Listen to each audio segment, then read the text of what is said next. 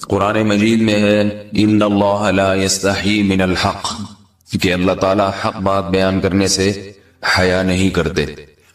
حدیث میں بھی بعض ایسے مسائل کو اللہ کے رسول نے بیان کیا ہے صلی اللہ علیہ وسلم نے جو بظاہر حیا کے خلاف ہیں، مگر اس لیے بیان کیا کہ اگر آپ صلی اللہ علیہ وسلم بیان نہ کرتے تو لوگ ان بے شرمی کے کاموں میں مبتلا ہو جاتے۔ اسی وجہ سے میں بھی یہ ہمت کر رہا ہوں کہ ایک اور ایسا گناہ جس میں لوگ مبتلا ہیں اور وہ ہے حیا کے خلاف، مگر ہے بہرحال شریعت کا مسئلہ اور لوگ اس میں گناہ میں مبتلا بھی ہیں، اس لیے بتانا ضروری ہے۔ وہ یہ ہے کہ لوگ شادی کے بعد بھی آج کی نوجوان نسل زوجہ سے، بیوی سے غیر فطری طریقے سے ہم بستری کرتے ہیں۔ انٹرنیٹ پہ بےہودہ فلمیں دیکھتے ہیں تو جو چیز انگریزوں کی دیکھ رہے ہیں کہ ان کے کلچر آہستہ آہستہ میڈیا کے ذریعے ہمارے معاشرے میں بھی آ رہا ہے۔ اللہ کے رسول صلی اللہ علیہ وسلم نے لعنت فرمائی ہے، ایک روایت میں ہے کہ اللہ اس کی طرف دیکھے گا نہیں کہ جو اپنی زوجہ سے پچھلے راستے سے ہم بستری کرے گا۔ یہ بیماری بھی، یہ گندگی بھی لوگوں میں پھیلتی جا رہی ہے، خاص طور پہ جن کو لڑکوں سے بدفعلی کی عادت پڑ جائے تو وہ زوجہ سے فطری راستے سے ہم بستری نہیں کرتے۔ اللہ نے فرمایا کہ نساؤکم حرث لکم، یہ تمہاری زوجات ہیں، بیویاں ہیں، یہ نسل بڑھانے کے لیے ہیں، تو اسی راستے میں انسان اپنی خواہش کو پوری کر سکتا ہے جس راستے سے نسل بڑھتی ہے۔ اس کے علاوہ کسی اور راستے سے اپنی خواہش کو پورا کرنا یہ حرام ہے، گناہ کبیرہ ہے، گندگی ہے۔ ہمارے پاس کیسز آتے ہیں، ایک پاک دامن لڑکی کی شادی ہوتی ہے، لڑکا بھی بظاہر بڑا نیک، لیکن کیا ہے، لڑکا چونکہ ٹھرکی ہوتا ہے، شہوت کا درندہ ہوتا ہے، تو وہ یہ نہیں دیکھتا کہ میں اپنی بری خواہش مٹانے کے لیے میں اپنی زوجہ کو غیر فطری طریقے پر مجبور کیسے کر سکتا ہوں، تو مجبور کرتا ہے پھر اپنی بیوی۔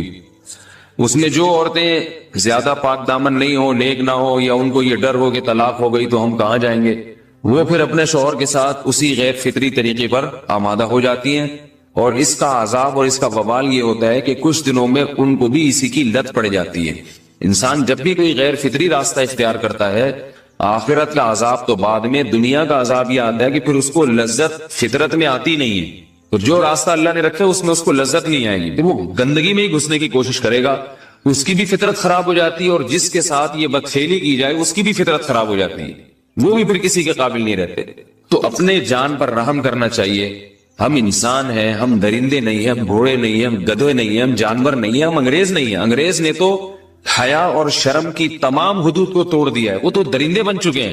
ہم تو درندے نہیں ہیں، ہم تو حلال کھاتے ہیں، پاک صاف رہنے کی کوشش کرتے ہیں، تو ہم ان کی جو کلچر دیکھ کے ہم ویسے درندے بننے کی کوشش کیوں کریں؟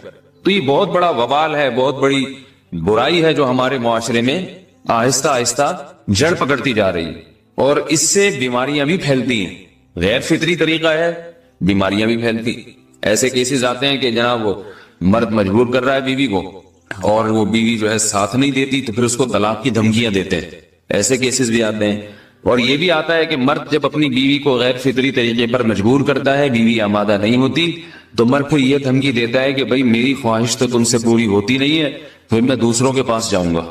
تو یاد رکھیں، جس عورت کا شوہر یہ دھمکی دے اس کو کہ میں زنا کروں گا اگر تم نے میری خواہش پوری نہیں کی غیر فطری طریقے سے، تو عورت اپنے شوہر سے کہہ دے کہ جاؤ تم کہیں اور جا کے منہ کالا کرو، تمہاری فطرت میں گندگی ہے تو یہ مجھے گندا بنانے کی کوشش نہ کرو، اس کو زنا کرنے دیں، وہ اللہ آخرت میں اس سے بھگتے گا۔ ہر بیماری کا اللہ نے علاج رکھا ہے۔ اللہ کے رسول صلی اللہ علیہ وسلم نے فرمایا، صحیح بخاری کی حدیث، ما انزل اللہ من داء الا انزل له دواء، کوئی بیماری ایسی نہیں ہے جو اللہ نے نازل کی ہو اور اس کے لیے دوا نہ رکھی ہو دنیا میں۔ تو اگر کسی کو ایسی لت پڑ گئی ہے غیر فطری کام کی، تو اس کو چاہیے کہ وہ اپنا علاج کرائے، ڈاکٹر سے بھی رابطہ کرے، اور سب سے بڑا علاج یہ کہ کچھ وقت صبر کرے گا، چھوڑ دے گا کچھ عرصے کے لیے، تو خود بخود آہستہ آہستہ صحیح ہو جائے گا۔ ایک آدمی شراب کا عادی ہے، ایک علاج تو یہ کہ ڈاکٹروں سے رابطہ کرے، بہترین علاج کے چھوڑ دے، کتنے دن تڑپے گا؟ ایک دن، دو دن، تین دن، چار دن، ایک ہفتہ، دو ہفتہ، بہت زیادہ سال ہو جائے گا نا، اس کے بعد خود بخود ٹھیک ہو جائے گا۔ سگریٹ کا عادی ہے، چھوڑ دے گا، تو کتنے لوگ ہم نے دیکھے ہیں دن میں 20 سگریٹ پیتے تھے، چھوڑنے پر آئے تو بالکل ایک دم چھوڑ دی انہوں نے، آہستہ آہستہ کر کے چھوڑ دی، لیکن تکلیف ہوئی مگر عادی ہو گئے۔ تو اب کسی کو یہ لت پڑ گئی ہے غلط کام کی، برائی کی، تو اس کا بہترین علاج یہ ہے کہ وہ اپنے آپ کو بدلنے کی کوشش کرے، ماحول بدلے، اور کچھ وقت صبر کرے گا تو اللہ اس سے یہ عادت چھڑا دیں گے. نہیں کی، صبر نہیں کیا اس نے، پھر اسی گندگی میں موت واقع ہوگی، پھر آخرت کا عذاب بہت سخت. نسلیں برباد ہو جاتی ہیں اس عمل سے انسان کی. تو بات حیا کے خلاف ہے، مگر یہ کہ ایک بزرگ تھے وہ بات فرما رہے تھے تو کسی نے پوچھا کہ حضرت آپ حیا کے خلاف بات کرتے ہیں، تو انہوں نے فرمایا تم بے حیائی کے کام نہیں چھوڑتے، ہم اس چھڑوانے کے لیے بات کریں تو ہم برے ہیں، اور تم کام کرو تو بھی برے نہیں. برائی کا کام کرنے میں برا نہیں بنتا، اور برائی کے خلاف بولنے والا برا بن جاتا ہے کہ دیکھو یہ کیسی باتیں کر رہے ہیں. تو وہی باتیں ہیں، اس لیے ہیں کہ یہ معاشرے میں یہ برائی پھیلتی چلی جائے گی، اور یہ ہماری اپنا کلچر نہیں ہے، یہ امپورٹ ہو رہا ہے باہر سے، یہ امپورٹ ہو رہا ہے، یہ وہاں میڈیا کے ذریعے آ رہا ہے. تو وہ چیزیں دیکھا نہ کریں اور ان لوگوں سے دور رہا کریں. ہمیں تو دین کا داعی ہو کے ان کو ہدایت پر لانا تھا، بجائے ہم ہدایت پہ چل کے دوسروں کو چلانے والے بن کے ان کے راستے پہ ہم نے چلنا شروع کر دیا. اللہ تعالیٰ ہمیں اب دیکھیں ان کے ہاں ایڈز کا مرض پھیل گیا ہے. آپ بتائیے یہ ایڈز کا مرض ہمارا ہے کیا؟ یہ بیماری ہماری ہے یا ان کی ہے؟ ہمارے یہاں بیماریاں ہیں، کھانسی ہے، نزلہ ہے، ٹھیک ہے نا، بلڈ پریشر ہے، شوگر ہے، یہ بیماریاں ہماری ہیں. کوئی اللہ کا شکر ہے گندی بیماری ہمارے یہاں نہیں ہے. جتنی گندگیاں ہیں وہاں سے آ رہی ہیں. ایڈز کا مرض وہاں سے امپورٹ ہوا ہے. وہ ایڈز کا مرض اسی بدفعلی کی وجہ سے پیدا ہوتا ہے، اسی سے جراثیم پیدا ہوتے ہیں، اور اتنا خطرناک مرض کے ایسے متعدی ایسے پھیلتا ہے. افغانستان میں ایڈز کا ریشو 0 تھا، 0. وہ جانتے نہیں تھے کہ ایڈز کا مرض ہوتا کیا ہے. جب سے امریکن آرمی، برطانیہ آرمی افغانستان میں آئی ہے، فوجی آئے ہیں، افغانوں میں ایڈز کا مرض پھیل گیا ہے.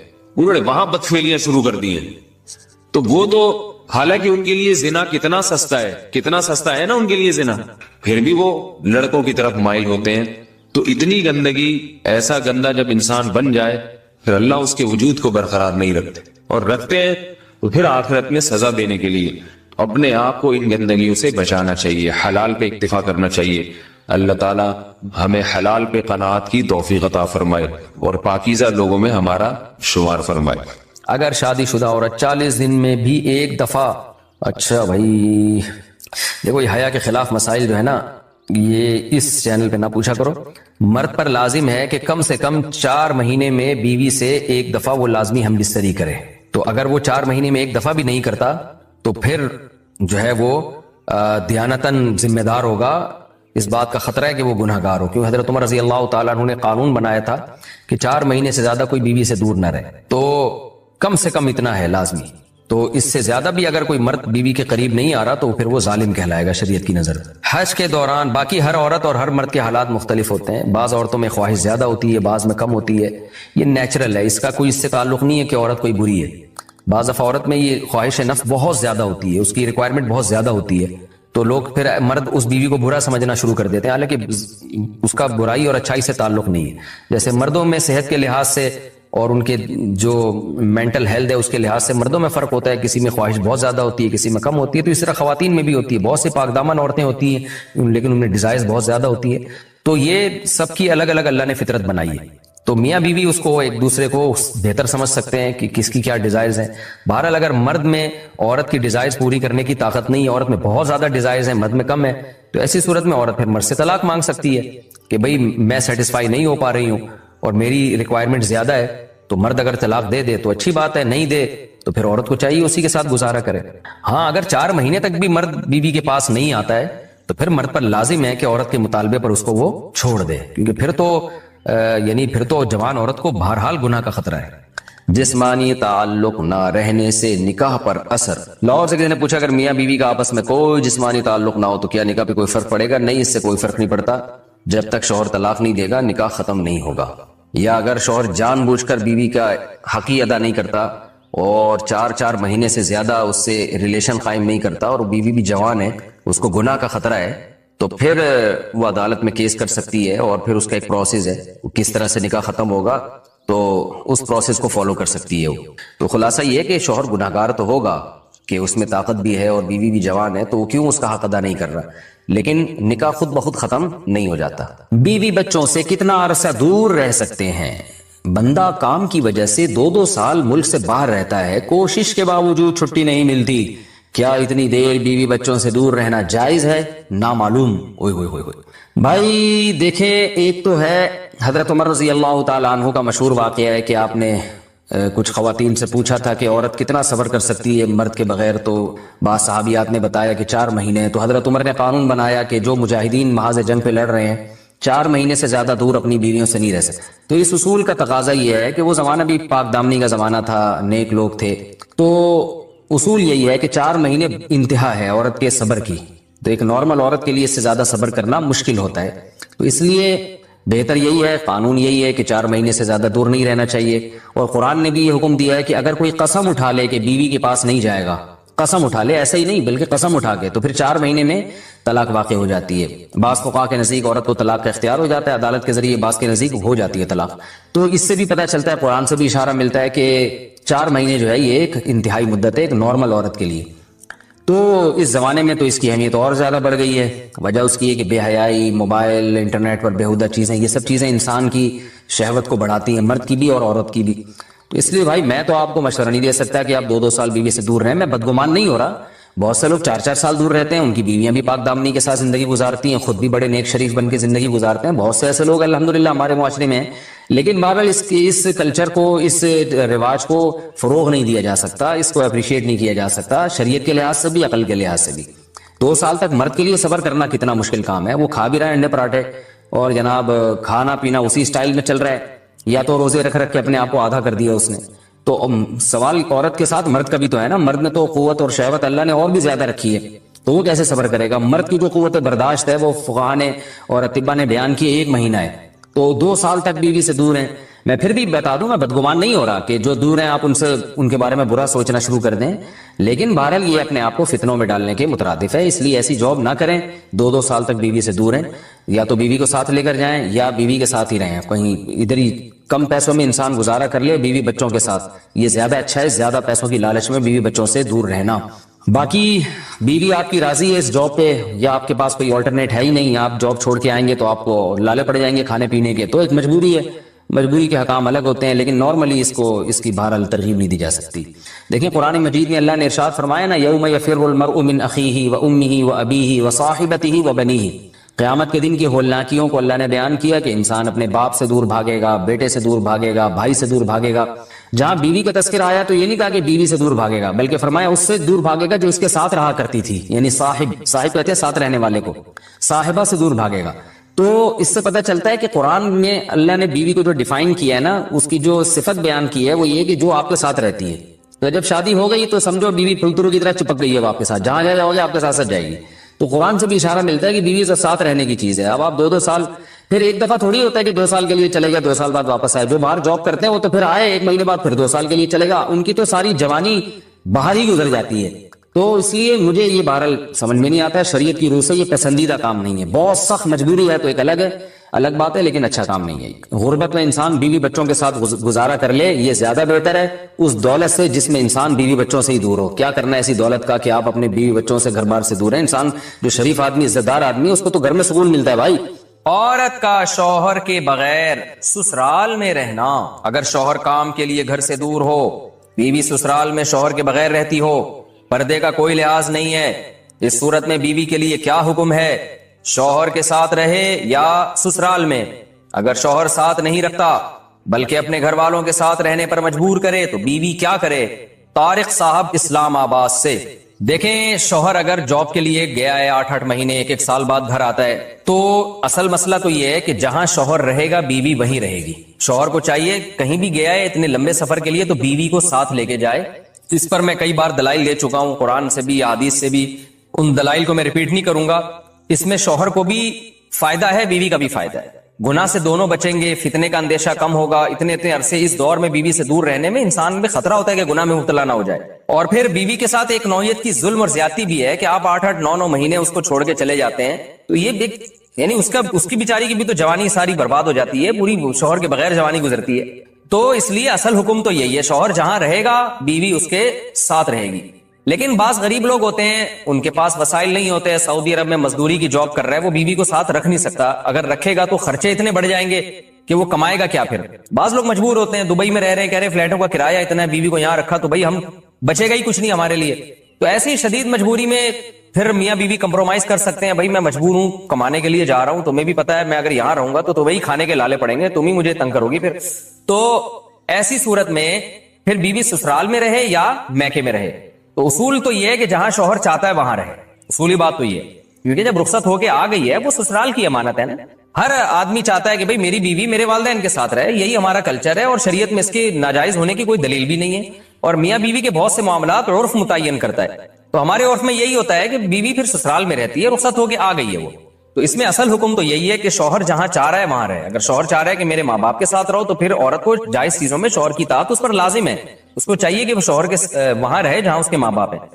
لیکن اگر واقعی سسرال میں اس پر ظلم ہو رہا ہے, بہت زیادہ بے پردگی ہو رہی ہے احتیاط کے باوجود, یا خدا نخواستہ جوان دیور ہے, خطرہ ہے خدا نخواستہ. عام طور پہ ہمارے معاشرے میں ایسا خطرہ ہوتا نہیں ہے, خیر الحمدللہ غالب ہے, لیکن بعض دفعہ خطرہ بھی ہوتا ہے. دیور جوان ہے, خطرہ ہے, جوائنٹ فیملی ہے, تو پھر عورت سسرال میں نہیں رہے گی, پھر وہ شوہر کی غیر موجودگی میں اپنے والدین کے گھر رہے گی. پھر ایسی صورت میں شوہر کو بھی چاہیے کہ وہ بیوی کو فورس نہ کرے, اپنے دیوروں کے ساتھ رہنے پر مجبور نہ کرے. اس میں فتنے کا اندیشہ بہت زیادہ ہے. نبی صلی اللہ علیہ وسلم نے فرمایا الحم وہ موت, یعنی موت کی طرح دیور کو قرار دیا گیا ہے احتیاط کے معاملے میں. تو میں دیوروں پہ بدگمانی نہیں کر رہا, کہ بہت سے دیور بھی بیان سن رہے ہوتے ہیں, وہ کہتے ہیں یار ہمیں یہ بنا کے پیش کر دیا, ہم تو بہت اچھے ہیں. آپ کے علاوہ کی بات کر رہا ہوں, جو میرا اس وقت چینل دیکھ رہے ہیں ان کے علاوہ کی بات کر رہا ہوں. لیکن بہرحال احتیاط ضروری ہے. شوہر دور ہو, جوان بھابھی ہو گھر میں اور دیور بھی ہوں, تو الحمدللہ ہمارے معاشرے میں خیر غالب ہے. لیکن کہیں بھی فتنے کا اندیشہ ہوگا تو وہاں پر پھر عورت اپنے والدین کے ساتھ رہے گی. گھر کو تباہ کرنا ہو اس کا طریقہ بھی میں آپ کو بتاتا ہوں. بہترین پیکج ہے میرے پاس. گھر کو تباہ کرنا ہو میں بتاتا ہوں, آپ اس کے بعد طلاق ایسوسی ایشن کھول سکتے ہیں. آپ گھر کو تباہ کرنا ہو تو بھی اصلاح کا لیبل لگایا جائے.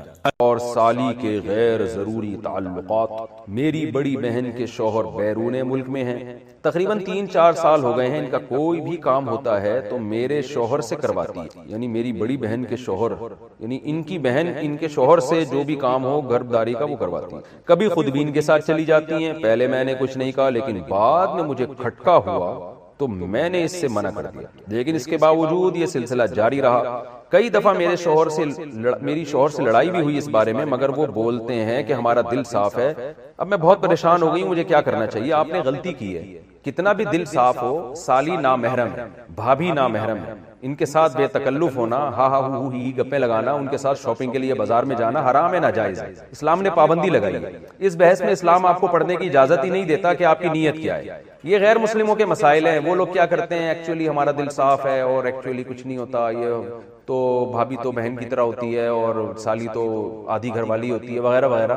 تو ان کا کلچر دیکھیں آپ کیا ہو چکا ہے, برباد ہو چکا ہے. گھروں میں کتنی بدکاریاں ہو رہی ہیں. تو اللہ تعالیٰ نے جب قرآن میں پابندی لگا دی کہ تمہاری بیوی ہے, اس کی بہن سے, وہ بہن تم سے پردہ فرض ہے, تو آپ کیوں اس سے فری ہو رہے ہیں؟ تو جب آپ کے شوہر آپ کے سالی جو ہے نا اس سے بے تکلف ہو رہے تھے, آپ کو ان کو ڈرانا چاہیے تھا اللہ کے عذاب سے. مرد یہ گڑبڑ کر رہے ہوتے ہیں کہ ہمارا دل صاف ہے. آپ بولیں بھائی آپ کا دل صاف ہے یا نہیں ہے, آپ کوئی فرشتے نہیں ہیں. آپ کی شادی مجھ سے ہوئی ہے, میری بہن سے نہیں ہوئی, اور اپنی بہن کو بھی سیدھا کر دیں کہ تم کیوں اس سے فری ہو, کہ میرے شوہر سے تم کیوں فری ہو رہی ہو. تو یہ بحث ہی غلط ہے کہ دل صاف ہے یا خراب ہے. اسلام نے بیسک پر ہی پابندی لگا دی. تو بھابھی پر بھی لازم ہے کہ وہ دیور سے پردہ کرے.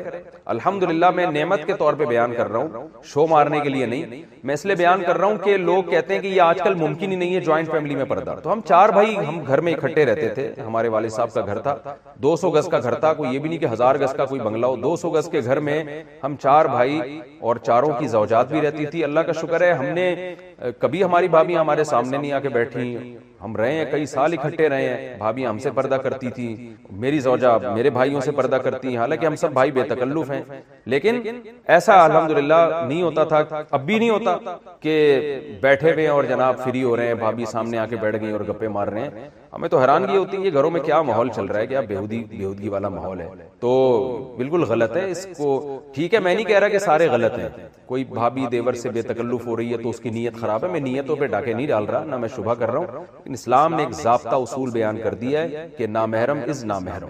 آپ کی بہن ہے اس سے بے تکلف ہوں، اپنی خالہ سے پھپھی سے بے تکلف ہوں، اپنی بھانجی سے، بیٹی سے، سوتیلی بیٹی سے، یہ آپ کی بیٹیاں ہیں، پوتیاں، نواسیاں، یہ آپ کی اولادیں ہیں. اس کے علاوہ آپ کسی عورت سے فری نہیں ہو سکتے، ہاں ہاں ہو نہیں کر سکتے. ممکن ہے لوگ کہیں مفتی صاحب آپ بھی تو سما ٹی وی پہ فری ہو رہے تھے، وہ بہت لوگوں نے اعتراض کیے نا. تو میں جس سے جو میرا انٹرویو لے رہی تھی نا سما ٹیلی ویژن پہ، وہ میرے سامنے نہیں تھی اور مجھے نہیں پتا تھا انہوں نے دوپٹہ لیا ہوا کہ نہیں لیا ہوا. میرے سامنے ایک موٹی موٹی مونچھوں والا آدمی بیٹھا ہوا تھا، تو اس لیے اس کو یہ کہنا کہ سامنے بیٹھ کے کسی لڑکی سے فری ہو رہا ہوں، یہ الزام غلط ہے. تو بہرحال آپ کو چاہیے اب آپ اپنے شوہر کو پابندی لگا دیں، بولیں یہ چیزیں میں برداشت نہیں کروں گی، آپ جتنے بھی نیک ہیں آپ کو میری بہن سے فری ہونے کی اجازت نہیں، اور اپنی بہن کے بھی اسکرو تھوڑے ٹائٹ کریں، آپ اس کی شادی کروائیں تاکہ اپنے گھر میں جائے اور یہ فساد نہ بچائے.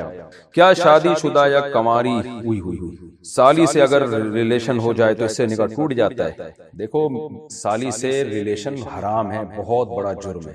وجہ اس کی یہ کہ اس سے نکاح جب حرام اللہ نے کر دیا تو زنا تو اور زیادہ حرام ہے، لیکن اس سے نکاح نہیں ٹوٹتا. اگر کوئی خدا نخواستہ سالی سے کسی کا ریلیشن ہو جائے تو بیوی سے نکاح خراب نہیں ہو. بیوی سے نکاح جب خراب ہوتا ہے جب بیوی کی ماں سے یا بیوی کی پہلے شوہر سے کوئی بیٹی تھی اس سے اگر اللہ نہ کرے کوئی ریلیشن ہو جائے، یا بیوی کا ریلیشن ہو جائے شوہر کے باپ سے، یا شوہر کا کوئی پہلی بیوی سے بیٹا ہے اس سے، تو پھر میاں بیوی کا ریلیشن خراب ہو جاتا ہے. لیکن آج کل یہ بے پردگی کی وجہ سے یہ عذاب ہو رہا ہے. سالی پر لازم ہے کہ وہ اپنے بہنوئی سے پردہ کرے گا، ملے گا. یہ نہیں ہوتا کہ کوئی بھی آئے اور ایک واقعہ سناؤں آپ کو بہت مزہ آئے گا. یہ نام سے جانے دیں، کوئی حرج نہیں ہے. ایک بندہ آیا میرے پاس جب میں رابی پیرزادہ سے نہیں ملا تھا لاہور میں.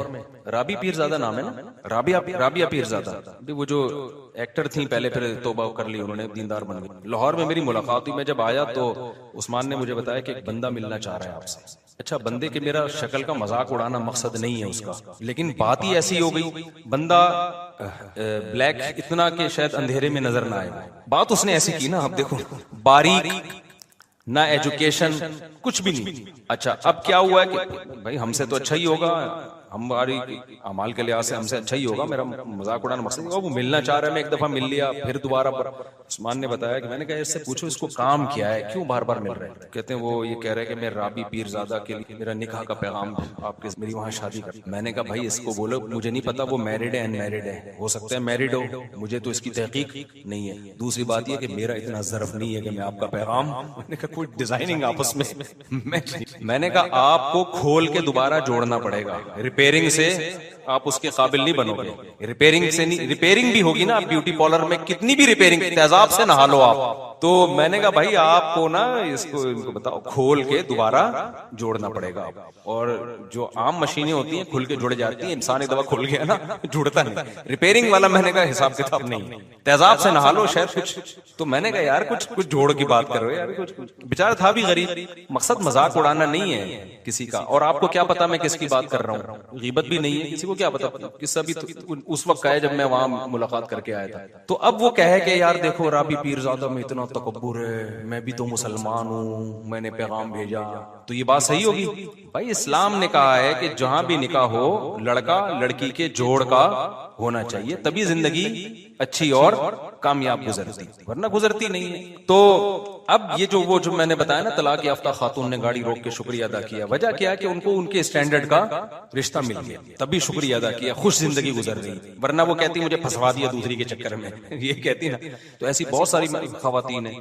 ایک دفعہ ایک مین یعنی بیچ روڈ پہ خاتون نے گاڑی روک کے شکریہ ادا کیا. ایک خاتون نے کہا میں اپنے شوہر کی تیسری بیوی ہوں، میرے بچے بھی میرے شوہر نے رکھ لیے اور مجھے زندگی مل گئی. یہ اتنا اس طرح کی سینکڑوں خواتین ہیں جو اب نکاح سے مایوس ہو چکی ہیں. ہماری سوسائٹی میں ان کو ٹھکانے لگانے کا، ان کو عزت کی زندگی دینے کا کوئی حل نہیں ہے. تو ہم اس لیے پاگل ہوئے ہوئے ہم چیخ رہے ہیں اس پہ. ہمیں ضرورت نہیں ہے، مجھے کیا ضرورت ہے، میری تو 4 ہو گئی ہیں.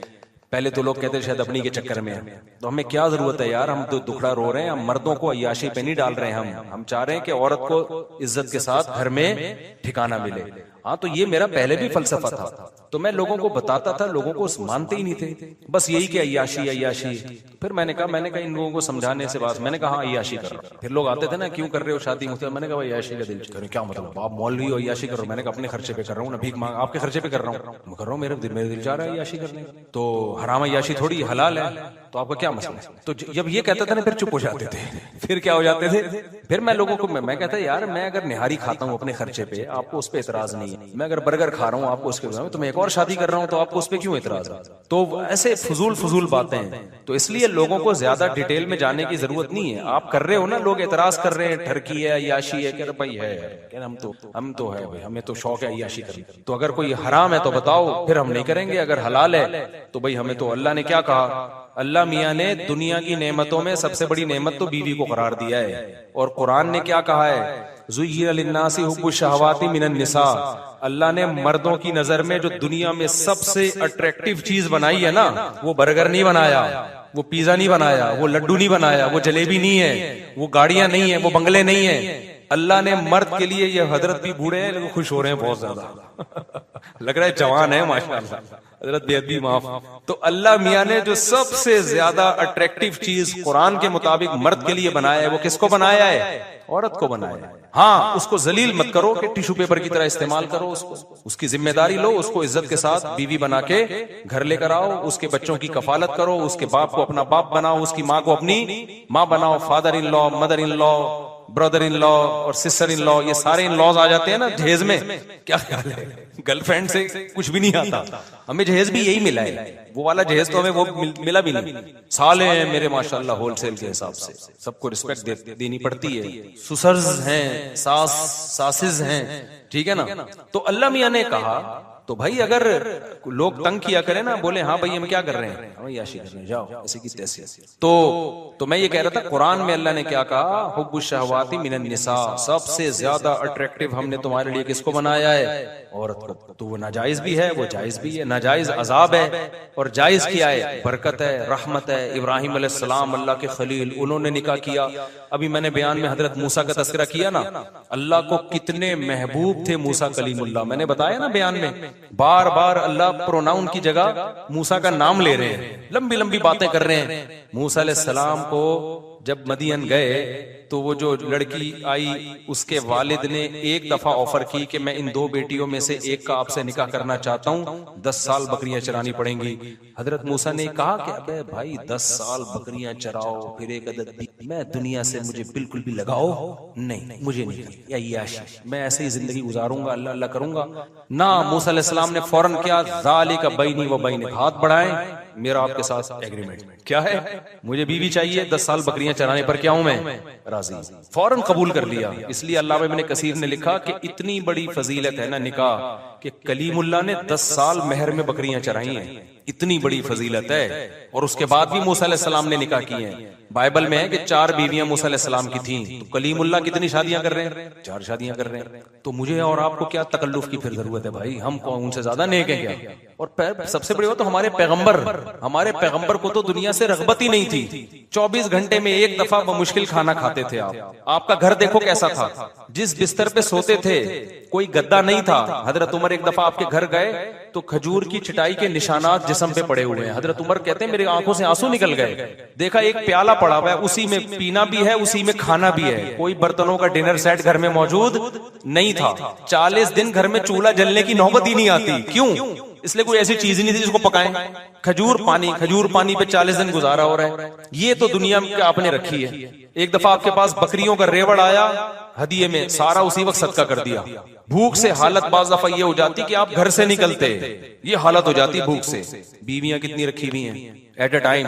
9. تو اس سے پتہ چلتا ہے بھائی اتنے دلائل کے بعد بھی کوئی بولے کہ نہیں تو پھر ڈھیٹ آدمی ہے, اس کا کوئی علاج. اس سے پتہ چلتا ہے بھائی اس میں اللہ نے کوئی برکت رکھی ہے. زیادہ نکاحوں میں, زیادہ اولاد میں یہ برکت ہے, خوشیاں ہیں اس میں. تو نبی نے فرمایا حبب الی النساء والطیب, اللہ نے دنیا کی 2 چیزیں میری نظر میں محبوب بنائی ہیں, ایک نکاح اور ایک خوشبو بہت استعمال کرتے تھے نبی صلی اللہ علیہ وسلم, بہت زیادہ خوشبو. تو صحابہ کہتے ہیں ہمیں نبی کے گھر سے نکلنے کی خبر خوشبو کے جھونکے سے ہوتی تھی. جیسے ہی خوشبو کے جھونکے آنا شروع ہوتے ہمیں پتہ چلتا کہ نبی صلی اللہ علیہ وسلم اپنے گھر سے نکلے, کیونکہ نفیس لوگوں کا کام ہے نا, نفیس خوشبو کا استعمال, جو صفائی ستھرائی. ہمارے نبی کو صفائی سے بہت زیادہ لگاؤ تھا. تبھی تو آپ دیکھو دن میں 20 دفعہ اپنے دانت صاف کرتے ہیں، 20 دفعہ، صبح اٹھنے سے پہلے، رات کو سونے سے پہلے، ہر نماز کے وقت۔ صفائی مزاج میں بہت۔ کچا پیاز نہیں کھاتے کہ اس میں اسمیل آتی ہے، بدبو سے بے انتہا نفرت۔ تو ہمارے نبی کا مزاج تھا بادشاہوں سے بھی اوپر کا، بہت زیادہ صفائی، بہت زیادہ صفائی۔ آپ نے حکم دیا غسل کرنے کا، اور فرمایا کہ یہ گھٹنے جو ہے نا، گھٹنوں میں جو میل ہوتا ہے اس کو دھونے کا الگ سے حکم دیا۔ عرب میں تھوڑی یہ صفائی تھی بھائی، اور ایک یتیم پیغمبر ان کو بتا رہے ہیں کہ اس کو الگ سے صاف کیا کرو، تو جو جہاں میل زیادہ جم جاتا ہے، تو اتنی زیادہ صفائی، اور پھر اسی میں خوشبو۔ تو اور گھر کی حالت کیا ہے؟ نہ کھانے کو روٹی ہے، نہ کوئی ڈنر سیٹ ہے، نہ برتن ہے، بالکل ایسے ہی مسافروں والی زندگی۔ لیکن نکاح میں آپ نے کمی نہیں کی، نکاح میں کمی نہیں کی۔ پتہ ہے آپ کو نبی صلی اللہ علیہ وسلم نے جب اپنی ازواج کو غربت کی وجہ سے اختیار دیا نا، غربت کی وجہ سے اللہ نے آپ کو اختیار دیا نبی نے کہ بھئی میں تو اسی غربت میں رہوں گا، آپ رہو تو ٹھیک ہے، نہیں تو مجھ سے علیحدگی لے لو۔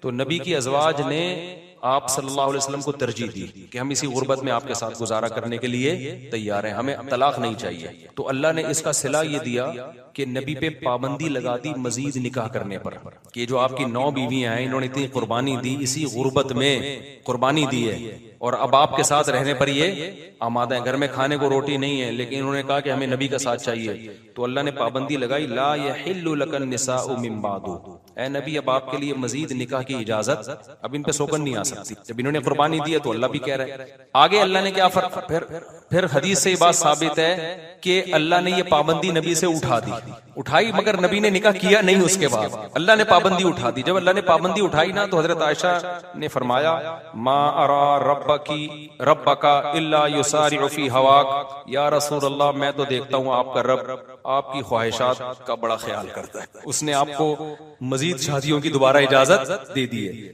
بلکہ حضرت عائشہ کے الفاظ یہ نہیں ہے کہ میں دیکھتی ہوں کہ آپ کا رب آپ کی خواہشات کا خیال کرتا ہے، بلکہ حضرت عائشہ کے الفاظ، ما ارا ربک، میں تو سمجھتی ہوں اللہ آپ کی خواہشات اللہ آپ کی بس خواہشات پوری کرنے میں لگا ہوا ہے۔ حضرت عائشہ کو تو غصہ آیا تھا نا کہ مزید کی اجازت مل گئی، تو اللہ تو آپ کی خواہشات کے پیچھے ہے، در پہ ہے کہ بس آپ کی نبی کی خواہش پوری کرنی ہے، تو اجازت دو ان کو۔ لیکن نبی نے کی نہیں شادی پھر دوبارہ۔ تو اس سے پتہ چلتا ہے بھائی یہ جو ہمارے مذہب کا حصہ ہے، یہ اس میں قناعت کوئی اچھا کام آپ نہ کریں۔ آپ ٹینشن اٹھانے کے لیے تیار نہیں ہیں، آپ سمجھتے ہو میرے خرچے بڑھ جائیں گے، پہلی بیوی کی طرف سے ری ایکشن ہوگا، پٹوں گا، بدنامی ہوگی، آپ میں تپڑ نہیں ہے تو نہ کرو بھائی۔ لیکن اس کو کوئی اچھا کام نہ سمجھو کہ ایک پر اکتفا کوئی ثواب کا کام ہے۔ اسلام میں زیادہ کرنا ثواب کا کام ہے۔ اس کی وجہ یہ کہ صرف آپ کی خواہش پوری نہیں ہوتی، ایک عورت کو ایک اچھا مرد مل جاتا ہے، زنا سے بچ جاتی ہے، ساری زندگی کا نان نفقہ، کیونکہ اسلام میں نکاح اور گوروں میں نکاح میں بڑا فرق ہے۔ گورا جب شادی کرتا ہے تو چائے کی پیالی بھی بیوی کو نہیں پلاتا، وہ ساری زندگی میاں بیوی خود کماتے ہیں، خود کھاتے ہیں۔ اسلام میں شادی کا مطلب کیا ہے کہ آپ نے عیاشی کی نیت تھی آپ کی، بھلے کر لی، اب ساری زندگی کی رسپانسبلٹی کس کی ہے؟ اب آپ کی۔ اس کو الگ گھر بھی دینا ہے، اس کا گیس بجلی کا بل بھی دینا ہے، اس کے بچوں کی ڈلیوری کا خرچہ، اس کے بچوں کی پڑھائی کا خرچہ، اس کے بچوں کی بیماریاں کا خرچہ، اور پھر اس کے ساس سسر، جب آپ کے ساس سسر اس کے والدین آئیں گے ان سے بنا کے رکھنی ہے، صلہ رحمی ہے، وہ ایک لمبی لسٹ ہے۔ تو یہ عیاشی دیکھنے میں عیاشی ہے، حقیقت میں عیاشی نہیں۔ سمجھتا ہے کہ نہیں؟ ابھی بھی ٹھیٹ بہت ہیں یار آپ لوگ، بہت ٹھیٹ لوگ، نہیں سمجھو۔ ایسے ہی چلتے۔ ہم دو ساتھی ڈیرہ اسماعیل خان سے ملاقات کے لیے آج نہیں مل سکتا، مجھے بہت ضروری کام سے اسپیڈ کے ساتھ جا۔ علماء میں کہتے ہیں کہ اچھے کاموں کی لسٹ بتا دیں جو ضرور۔ آج لسٹیں بہت آ رہی ہیں بھائی اچھے کام میں، کہ نماز پڑھو، فرض نماز پابندی سے، رمضان کے روزے ہیں، زکوٰۃ ہے، زندگی میں ایک بار حج ہے، یہ تو 4 ارکان ہیں اسلام کے۔ اس کے علاوہ اچھے کاموں میں کیا ہے؟ صدقہ خیرات کرتے رہا کرو۔ ہر آدمی کو چاہیے اپنی انکم میں سے چند فیصد وہ بس نکالے، فرض کر لے کہ یہ میں نے اتنے فیصد میں نے ہر مہینے صدقہ کرنا ہے، لازم کر لے، منت نہ مانے، ویسے ہی نیت کر کے لازم کر۔ اور اچھے کاموں میں کیا ہے بھائی؟ داڑھی مت کٹاؤ یار، اللہ تعالیٰ نے حکم دیا ہے، تمام پیغمبروں کو داڑھی بڑھانے کا، ہمیں بھی حکم دیا ہے۔ اور اچھے کاموں میں کیا ہے؟ حقوق العباد، اللہ کے حقوق میں یہ بھی بد نظری مت کرو، زنا مت کرو۔ اللہ نے اس کے لیے الٹرنیٹ ہمیں کیا راستہ دیا ہے بھائی؟ نکاح کا راستہ دیا ہے, وہ کرتے نہیں ہو, ادھر جا کے پتہ نہیں کیا کیا کر رہے ہو. جو کرنے کا کام ہے وہی لوط علیہ السلام نے اپنی قوم کو سمجھایا کہ اللہ نے عورتوں کو پیدا کیا, ان سے نکاح کرو, تم لڑکوں کی طرف کیوں جاتے ہو. قوم نے کیا کہا, ہمیں عورتوں میں دلچسپی نہیں ہے. گناہ کر کر کے نا ان کی فیلنگ کیا ہو گئی تھی, چینج. جیسے کہتے ہیں نا جو آج کل جو ہومو سیکسولیٹی کو فروغ دے رہے, کہہ رہے ہیں بچے کی فیلنگ ہی نہیں ہے, تو بچے کی فیلنگ ہے اب نہیں ہے تو کسی نے بگاڑ دی اس کی فیلنگ, بیمار ہے اس کا علاج کراؤ. گورے تو کہتے ہیں نا LGBTQ, اتنی لمبی پوری ABCD اسی پہ ختم ہو جائے گی. فیلنگ ہی نہیں ہے ہی فیلنگ شی والی ہے شی فیلنگ کون سی والی ہے, ہی والی ہے. پیدا کیا ہوا تھا, فیلنگ کیا رکھے, پیدا انسان ہوا, فیلنگ کتوں والی ہے, تو مان لو گے ہم کتا مان لیں گے ہم اس کو, ہم کہیں گے انسان ہے تو کتوں والی فیلنگ کیوں ہے, اس کا علاج کرا بھائی. گورا کہتا ہے علاج کرانے کی ضرورت نہیں ہے, فیلنگ پہ ڈیپینڈ کرتا ہے. اگر آپ ہی ہیں فیلنگ شی والی ہیں تو شی سمجھا جائے گا آپ کو, اگر آپ شی ہیں فیلنگ ہی والی ہیں تو ہی سمجھا جائے گا. میں کہتا ہوں اگر آپ انسان ہیں فیلنگ گدھے والی ہیں تو گدھا سمجھ لیں گے ہم اس کو, کیا ہو گیا بھائی, نہیں سمجھیں گے بھائی, خالی فیلنگ سے تھوڑی ہوتا ہے یار, تو فیلنگ خراب ہو گئی ہیں اس کی. تبھی میں نے کہا تھا کہ جلدی شادی کر لیا کرو نا. دیکھو آئنسٹائن کا نظریہ اضافت ہے, پتہ ہے آپ کو, یہ بہت اہم بات ہے. آئنسٹائن سے میں نے بہت, ایک نیوٹن سے بہت کچھ سیکھے, آئنسٹائن سے بہت کچھ سیکھا. سائنسدان تو اس سے کچھ اور سیکھ رہے ہوتے ہیں, ہم کچھ اور نکال رہے ہوتے ہیں اس سے. آئنسٹائن کا ایک نظریہ اضافت ہے کہ اس کائنات میں کسی بھی حقیقت کو سمجھنا ہمارے لیے ممکن, اس کا میں اپنے الفاظ میں ایکسپلین کر رہا ہوں. یہ بہت اہم بات ہے, اچھی طرح کھوپڑی شریف میں بٹھا لو. اس کائنات میں نا کسی بھی چیز کو کی حقیقت کو بیان کرنا ممکن نہیں ہے. ہم کسی بھی چیز کو سمجھتے ہیں اس کے اپوزٹ سے, اس کے جوڑے سے. یہ میں دیسی سٹائل میں سمجھا رہا ہوں, میں کوئی سائنسدان یا پروفیسر تو نہیں ہوں نا یونیورسٹی کا. مثال کے طور پر ہم جو کہتے ہیں یہ چیز گرم ہے, تو گرم کس کے مقابلے میں, ٹھنڈے کے مقابلے. یہ ٹھنڈی ہے تو کس کے مقابلے میں, گرم. ورنہ ٹھنڈ کو خود سے کوئی ایکسپلین کر سکتا ہے, ناممکن. ہم کہتے ہیں یہ اس کا وزن 10 کلو ہے, تو یہ 10 kg ہم نے ایک یونٹ فرض کی ہوئی ہے کہ 1 kg اتنا ہوتا ہے, اس کے لحاظ سے یہ کتنا. ایک عورت کے نان نفقہ میں کیا کیا چیز شامل ہے جو شریعت کے لحاظ سے شوہر کو دینا فرض ہے. دیکھیے نان نفقہ 3 چیزوں کا نام ہے. جس عورت سے کوئی بھی مرد شادی کر رہا ہے اسے مناسب رہائش دے, مناسب لباس دے اور مناسب خوراک دے. یہ 3 چیزوں کو نان نفقہ کہتے ہیں. اب مناسب رہائش کی ڈیفینیشن ہر ایک کے حق میں مختلف ہے. ایک لڑکی جو بیچاری جھونپڑی میں رہتی تھی, بہت غریب فیملی تھی, اسے آپ اگر کوئی اچھی سی جھونپڑی بنا کے دے دیں گے تو اس کے لیے مناسب رہائش ہے وہ. اور ایک لڑکی اگر وہ کسی وزیر کی بیٹی ہے اور ہزار ہزار گز کے بنگلوں میں رہتی ہے, اسے آپ اگر 4 کمروں کا مکان بھی بنا کے دیں گے تو یہ اس کے لیے مناسب رہائش نہیں ہے. تو مناسب, تبھی قرآن مجید نے کہا ہے عاشروہن بالمعروف, ان عورتوں کے ساتھ, بیویوں کے ساتھ بھلے طریقے سے پیش آؤ, عمدہ طریقے سے. تو ہر ایک کا عرف اور عمدہ کی ڈیفینیشن دوسرے سے مختلف ہے. تو اس لیے فقہاء نے قرآن و سنت کی دلائل کو سامنے رکھ کر ایک اصول متعین کیا ہے کہ اس میں مرد کی آمدن بھی دیکھی جائے گی اور عورت کس خاندان سے تعلق رکھتی ہے وہ بھی دیکھا جائے. تو کیونکہ اللہ یہ بھی کہتے ہیں کہ لا یکلف اللہ نفسا الا وسعها, اللہ کسی پر اس کی طاقت سے زیادہ بوجھ نہیں ڈالتے, تو دونوں کو دیکھا جائے گا. تو اگر کسی نے مالدار گھرانے میں شادی کی ہے تو وہ اسی اسٹینڈرڈ کی رہائش اس کو دے گا, خوراک دے گا اور لباس دے گا. بلکہ فقہاء نے یہاں تک لکھا ہے اگر کوئی عورت کسی ایسے گھرانے سے تعلق ہے جن کے گھر کی عورتوں میں کام کاج کی عادت ہی نہیں ہے, وہ نوکر چاکر رکھے جاتے ہیں ان کے گھر میں, سارے کام نوکر کرتے ہیں, تو پھر شوہر پر لازم ہوگا کہ وہ اپنی بیوی کے لیے نوکر کا انتظام بھی کرے, کوئی خادم کا انتظام بھی کرے, کیونکہ وہ اسی ماحول کی عادی ہے. اور اگر کوئی عورت ایسے خاندان کی ہے کہ وہاں نوکر چاکر نہیں ہوتے, وہ گھر کا کام عورتیں ہی کرتی ہیں, تو پھر ایسی خاتون جب رخصت ہو کے شوہر کے گھر آئے گی تو پھر اس کے ذمہ ہوگا کہ وہ گھر کے کام کاج کرے.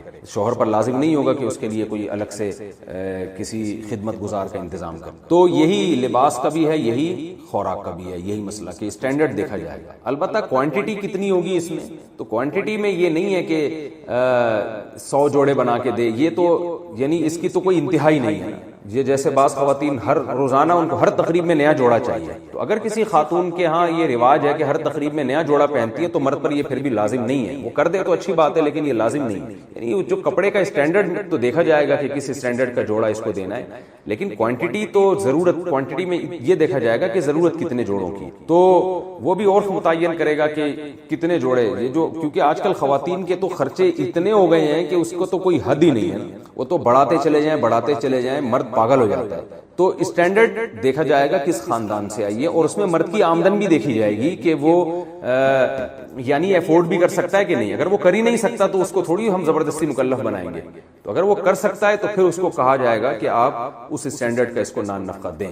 تو یہ اس لیے اس میں کوئی ایک اصول ضابطہ نہیں ہے, ایک لاٹھی سے سب کو نہیں ہانکا جائے گا, ہر عورت کو دیکھ کر اس کے حساب سے نان نفقہ متعین کیا جائے. یہ ضرور ہے کہ یہ بات خوب ذہن میں رکھیں کہ نان نفقے میں جو جیسے مناسب خوراک ہے, تو مناسب خوراک میں جو جیسے گوشت کسی کے ہاں کھانے کا رواج ہے, وہ دال جیسے مالداروں کے ہاں ہوتا ہے کہ وہ سبزیاں کم کھا رہے ہوتے ہیں, جو وہ خوراکیں جو مالداروں کی سمجھی جاتی ہیں وہ زیادہ کھاتے ہیں, تو شوہر پر واجب ہوگا اس طرح کی خوراک دے ان کو. اور اگر وہ ایسے غریب گھرانے سے ہے کہ اس کے ہاں نہیں ہے, وہ بیچاریاں انہوں نے گوشت کبھی دیکھا نہیں ہوتا, مہینے مہینوں ایسے غریب لوگ بھی ہیں بیچارے, تو پھر مرد پر لازم ہوگا کہ وہ اگر اس کو تھوڑا لو لیول کا کی جو ہے نا خوراک دے دے تو بھی ٹھیک ہے. البتہ بہتر یہی ہے کہ اس کو اس کے اسٹینڈرڈ سے زیادہ دیا جائے. تو آج ہو یہ رہا ہے کہ عورت اپنے حق سے زیادہ مانگ رہی ہے اور مرد اتنا بھی نہیں دینا چاہتا جتنا عورت کا حق بنتا ہے, تو اس سے لڑائیاں ہوتی ہیں. تو گھر جو میاں بیوی کا چلتا ہے وہ اس سے چلتا ہے کہ عورت کا جتنا حق ہے وہ اپنا ہاتھ تھوڑا کم رکھے, کہ مجھے تھوڑا کم چاہیے اس سے,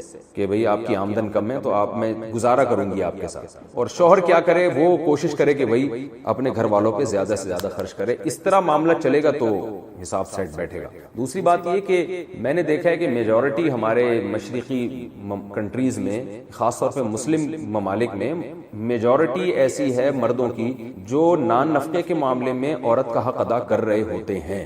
یعنی میجورٹی الحمدللہ ایسی, میں نہیں کہہ رہا 100% ایسے, لیکن میجورٹی ایسی. تو ایسی صورت میں خواتین کو چاہیے کہ وہ شوہر کی شکر گزار بنے, اور کبھی اونچ نیچ ہو جائے تو ناشکری نہ کریں. کہیں بھی دنیا میں 100% کامل کوئی بھی نہیں ہے, تو عورتیں بھی تو شوہر کے پورے حقوق ادا نہیں کر رہی ہوتی. عورت پر لازم ہے کہ وہ شوہر کی مرضی کے بغیر گھر سے باہر نہ نکلے, شوہر کی مرضی کے بغیر کسی کو گھر میں آنے نہ دے. پھر بیوی کا نان نفقہ ہے یہ شوہر کے اوپر, جو میں نے تفصیل بتائی, اور لوگوں کا نہیں ہے. بچوں کا نان نفقہ تو شوہر خود متعین کرے گا کہ میں نے اس کو کیا دینا ہے. اس میں بھی عورتیں جھگڑ رہی ہوتی ہیں کہ ہمارے بچے کو یہ بھی دلاؤ, یہ بھی دلاؤ, یہ بھی دلاؤ, یہ چیز بھی دلاؤ, فلاں اسکول میں پڑھاؤ, اس اسٹینڈرڈ کے اسکول میں پڑھاؤ. تو یہ عورت اس میں شوہر سے زبردستی نہیں کر سکتی, کیونکہ باپ اور اولاد کے معاملے میں کوئی تیسرا ایسا ہے نہیں جس کو اللہ نے دخل اندازی کی اجازت دی. تو باپ متفرد بالکل مستقل ہے اس معاملے میں کہ اس نے بچے کو مدرسے میں پڑھانا ہے یا اسکول میں پڑھانا ہے. اسکول میں پڑھانا ہے تو کس لیول کے اسکول میں پڑھانا ہے, اور کیا پہنانا ہے, کیا کھلانا ہے, یہ تو باپ اور بچے کا معاملہ ہے. ہاں واضح اگر ظلم کر رہا ہے تو پھر تو ایک الگ بات ہے, احتجاج کیا جا سکتا ہے. لیکن خواتین کیا کر رہی ہوتی ہیں, اپنا نان نفقہ الگ سے, پھر بچوں کے معاملے میں شوہر پر الگ بوجھ ڈالا ہوا ہوتا ہے. اس سے وہ بیچارہ بالکل آدھا ہو جاتا ہے, اور کچھ دنوں میں اس کے غائب ہونے کی اطلاع آتی ہے کہ آج فلاں صاحب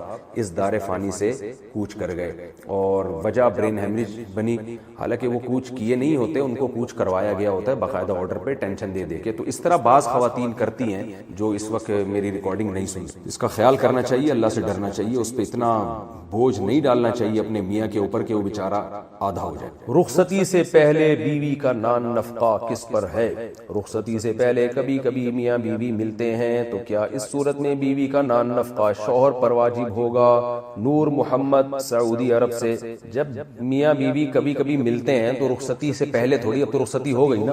رخصتی اس کو نہیں کہتے کہ باقاعدہ پراپر طریقے سے ویڈیو بن رہی ہو اور دلہن روتی ہوئی گھر سے رخصت ہو رہی ہے. رخصتی کا مطلب میاں بیوی کہیں تنہائی میں جمع ہو گئے نکاح کے بعد, تو بس شریعت کی نظر میں رخصتی ہو گئی. تو اب اگر شوہر بیوی کو اپنے گھر میں رکھنا چاہ رہا ہے لیکن بیوی شوہر کی پرمیشن کے بغیر اپنے ابا کے گھر میں رہ رہی ہے, پھر ایسی صورت میں شوہر کے ذمہ نان نفقہ نہیں ہے, کیونکہ شوہر تو رکھنا چاہ رہا ہے, بیوی کہہ رہی ہے میری مجبوری ہے, میں نہیں آ سکتی. پراپر رخصتی یعنی جو عرف میں جس کو رخصتی کہتے ہیں اس کا ٹائم ابھی باقی ہے, تو پھر شوہر کے ذمہ نان نفقہ نہیں ہے. لیکن اگر بیوی رہنا چاہ رہی ہے, شوہر کو اصرار کر رہی ہے بھائی رخصتی کرو, اور شوہر کہہ رہے نہیں میرے پاس ابھی ٹائم نہیں ہے, میں ابھی نہیں اگلے سال, تو ایسی صورت میں کیونکہ عورت ایگری ہے بہرحال, تو اب کوتاہی مرد کی طرف سے ہے, تو لہذا مرد پہ پھر ایسی بیوی کا نان نفقہ لازم ہو. اچھا بھائی, بیوی لڑ کر میکے چلی گئی تو نفقہ کیا کیا حکم ہے؟ میاں بیوی میں جھگڑا ہو گیا, بیوی بچے لے کر اپنے والدین کے گھر چلی گئی اور شوہر کے بلانے سے بھی نہیں آ رہی, کیا اس صورت میں بیوی اور بچے کا نان نفقہ شوہر پر واجب ہوگا؟ نور محمد سعودی عرب.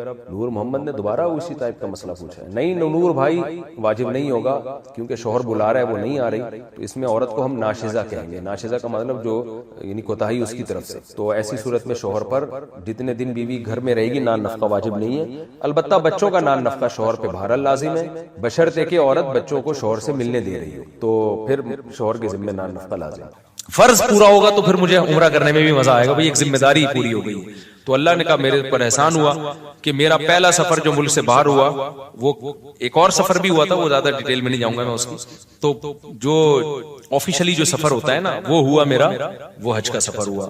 تو میں نے کہا اب دنیا میں جاؤں، پہلی دفعہ آدمی جائے گا ہاں بھائی ملک سے باہر نکلے تو اللہ کے گھر کی زیارت کے لیے۔ تو میں لوگوں سے بھی کہتا ہوں جب آپ کے پاس وسائل ہیں تو بھائی سب سے اول درجے پہ حج کو رکھو، وسائل نہیں ہے تو پھر حج کی پلاننگ بناتے بناتے جو بہت سارے اور بھی ضروری کام ہیں وہ آپ کے رہ جائیں گے۔ حج کر کے آ جاؤ گے اتنا پیسہ اکٹھا کر کے، اس کے بعد پھر وہی ماں باپ بولیں گے بیٹا اب ہماری بیماری کے پیسے ہیں نہیں تیرے پاس، ہمیں علاج کرانے کو تو نے حج پہ لگا دی۔ اور حج میں بھی بعض دفعہ بیمار ہو جاتا ہے انسان، بوڑھے لوگ تو بہت زیادہ بیمار ہونے کا خطرہ ہوتا ہے۔ پرچی دیتے ہیں مجھ سے پوچھتے ہیں، اس لیے میں نے آج ان کا ذرا ڈیٹیل میں جواب دے دیا ہے کہ آپ پیسہ کمانے کی پلاننگ کر لیں اور اس میں یہ نیت کریں کہ جب پیسہ آئے گا تو پھر میں حج کروں گا بھی، کراؤں گا بھی، عمرے بھی کروں گا، زکات صدقات بھی دوں گا، خیرات بھی کروں گا۔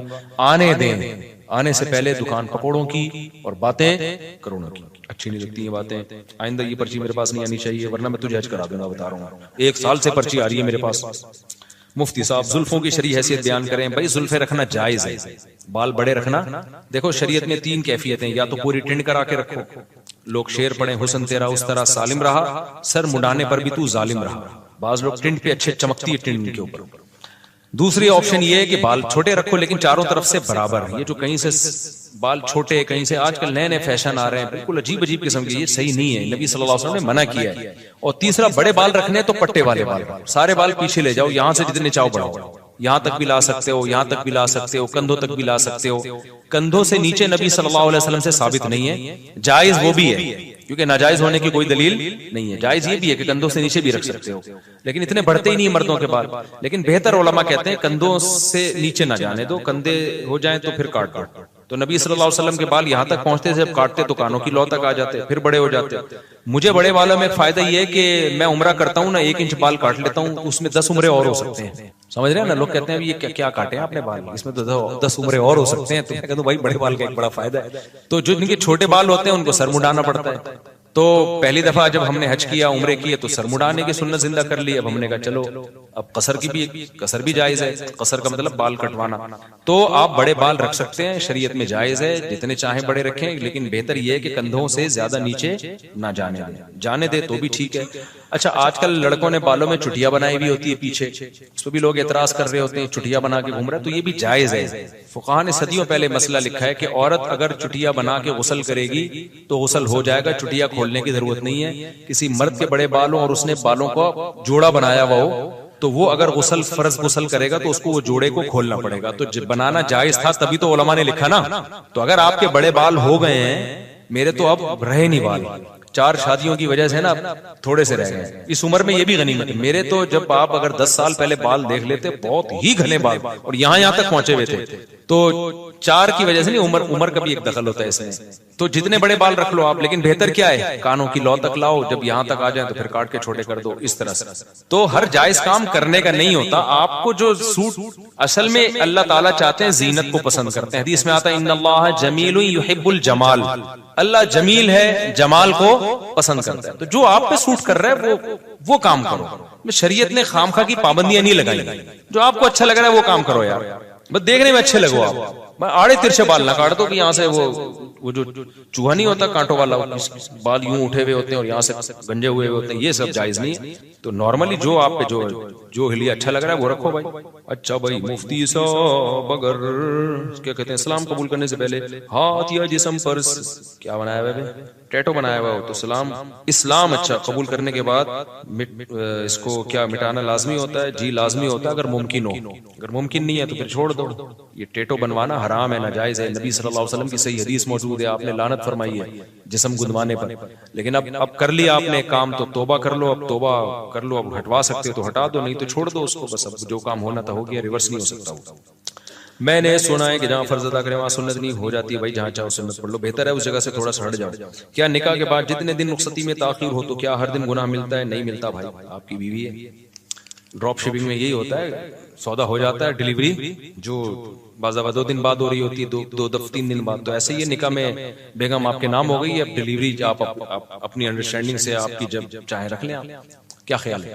وہ آپ کے پراٹھوں پہ ڈیپینڈ کرتا ہے کہ آپ ڈیلی کتنے انڈے پراٹھے ہضم کرتے ہیں. تو جو جتنے زیادہ ہضم کرتے ہیں وہ چاہتے ہیں جلد سے جلد ڈیلیوری ہو, اور جو دھنیے پودینے پہ چل رہے ہیں وہ کہتے ہیں نہ ہی ہو تو بہتر ہے. 2 سال 3 سال پتہ نہیں بیٹھتے کیسے ہیں یہ لوگ. میں تو حیران ہوں یار, اللہ نے بیوی کو اتنا اٹریکٹیو بنایا ہے مرد کے لیے, عورت کو, کہ کیسے 1 سال رخصتیوں میں تاخیر کرتے ہیں لیکن ہماری سمجھ سے بالاتر ہے بھائی.